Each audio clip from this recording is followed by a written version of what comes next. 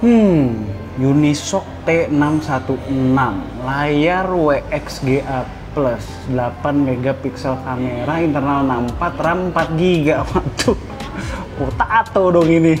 Udah males ah. Ini 2 juta bro, inget bro. 2 juta? 2 juta? Waduh. Ntar dulu berarti. Penting nih diulas singkat. Let's go.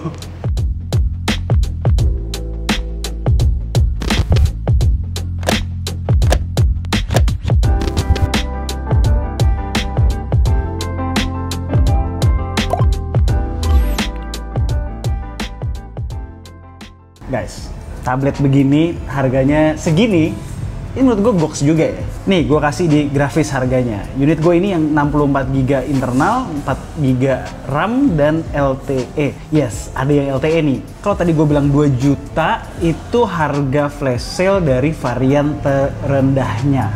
Cuma biasanya Realme kan kalau ngasih harga gitu ya. Ada harga normal, ada harga flash sale. Ya, mudah-mudahan flash sale terus ya. Flash sale abadi kayak yang udah-udah. Karena kalau harga segitu dan apa yang ditawarkan, menurut gue Realme Pad Mini ini bener-bener bisa jadi pilihan kalian-kalian yang lagi nyari tablet murah, ringkes, tapi cukup powerful. Cuma ya pastinya ada lah yang kena korting dengan harga segini. Yuk, coba kita bahas secara singkat. Selain harganya yang murah, menurut gue kekuatan utama Realme Pad Mini ini datang dalam form factor-nya yang serba compact, tipis, namun punya desain yang premium untuk harganya. Ketipisannya cuma 7,6 mm dan overall beratnya di 372 gram. Dan yang keren, bodinya ini terbuat dari aluminium alloy. Berasa dingin-dingin gitu ya di pipi. Barang 2 juta rasanya sepremium ini. Tapi sepertinya bagian atas dan bawahnya plastik nih, biar sinyal nembus ke antena di dalam. Untuk warna unit gue ini yang biru, tapi ada juga yang abu-abu. Kalau mau yang playful, menurut gue yang biru ini cocok. Tablet compact, layarnya otomatis kecil juga dong. Well, surprisingly ini layarnya nggak kecil-kecil amat ya, 8,7 inch. Lebih gede dari layarnya iPad mini lah. Ini kebantu karena bezel kiri kanannya lumayan tipis dan atas bawahnya ya oke lah.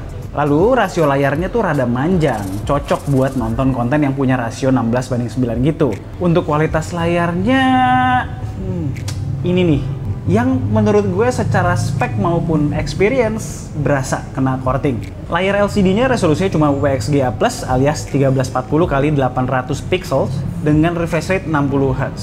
Tulisan, icons, dan elemen-elemen lain di UI bakalan kelihatan tangga-tangganya. Tapi kalau dibuat nonton sih menurut gue nggak terlalu ketara ya. Oh ya, Realme Pad Mini udah bisa dipakai nonton HD di Netflix karena udah Widefine L1, nggak kayak beberapa kompetitornya yang masih stuck di L3. Yang patut diapresiasi juga adalah stereo speakernya yang menurut gue udah lumayan bagus di harganya. Enjoyable lah buat melahap konten. Dengerin nih.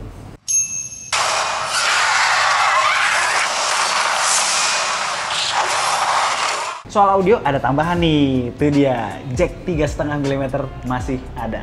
Soal performa lagi-lagi untuk harganya udah oke. Chipsetnya pakai Unisoc T616 nih yang secara raw power masih sedikit di atas Kirin 710A-nya Huawei MatePad 2022 yang pernah kami review. Namun di bawah Unisoc T618 yang ada di Tab A8-nya Samsung yang lebih mahal. Buat keseharian sih fine banget ya, karena memang kebantu Realme UI Air Edition yang bener-bener ramping. Di updatean terakhir, Security Patch Agustus, gue jarang merasakan stutter di keseharian, bahkan ketika lagi jalanin 2 app sekaligus dengan mode split screen plus picture in picture, YouTube nyala. Rasa stutter lebih berasa dari refresh rate 60 Hz-nya. Maklum, udah kebiasa ngelihat layar high refresh rate kan. Kalau buat gaming, dipakai main LOL Wild Rift dengan settingan di kecil-kecilin sih masih bisa ya, 60 fps. Sadar spek aja yang penting, sesuaikan settingan grafis. Soal multitasking, 4 GB. Itu udah ngepas banget menurut gue. Gue sempat ngalamin beberapa kali app ke close di background ketika mulai intens banyak buka app. Untungnya sih masih bisa multitasking jalanin 2 app sekaligus ya. Soal RAM ini pula lah yang menurut gue alasan kenapa kita nggak bisa pakai fitur multitasking pop-up window di tablet ini. Padahal justru hadir di smartphone Realme yang punya layar lebih kecil. Kan enakan di layar gede gini ya pop-up window ya. Sayang ya, padahal keren banget nih kalau bisa pakai pop-up window di tablet kayak begini. Kamera di Realme Pad Mini sesuai ekspektasi gue dari kamera di tablet budget. Resolusinya 8 megapiksel, single camera, kualitasnya mah sekedar ada dan dipakai ketika bener-bener urgent. Di good lighting masih bisa kepake, cuma kalau udah mulai remang-remang lupakan aja.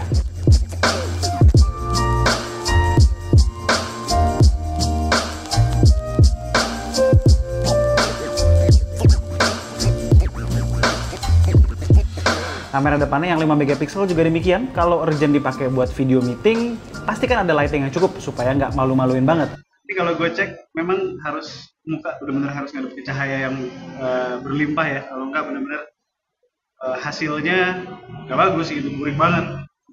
Kalau dikasih cahaya direct ini rata ya masih nggak terlalu malu-maluin lah ya.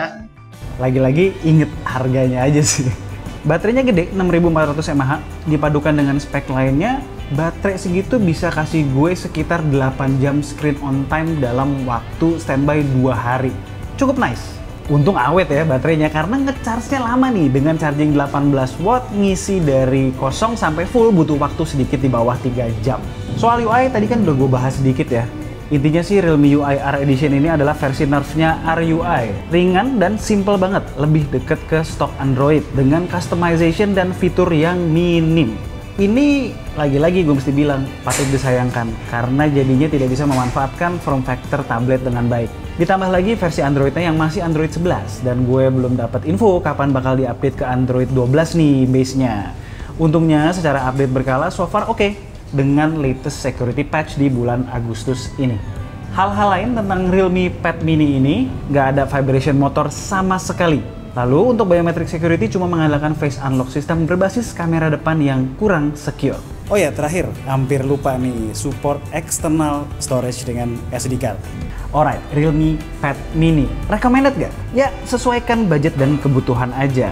Kalau budget kalian mepet dan butuh experience tablet yang basic banget, ya recommend. Gue pribadi bakal ngerekomendasikan tablet ini ke orang-orang yang pengen beli tablet compact buat sekedar nonton-nonton ringan di rumah, ke temen gue yang pengen beliin tablet buat anaknya tapi budget mepet, atau ke ibu rumah tangga yang pengen punya tablet basic, tablet simple buat kayak misalnya nonton tutorial masak gitu misalnya. Nah, buat kalian yang butuh experience tablet yang lebih komplit, ya menabunglah lebih keras karena biasanya lebih mahal. Sekian aja video dari gue kali ini. Gue Alessa Andis K7G. Tunggu racun-racun kami berikutnya. Ciao.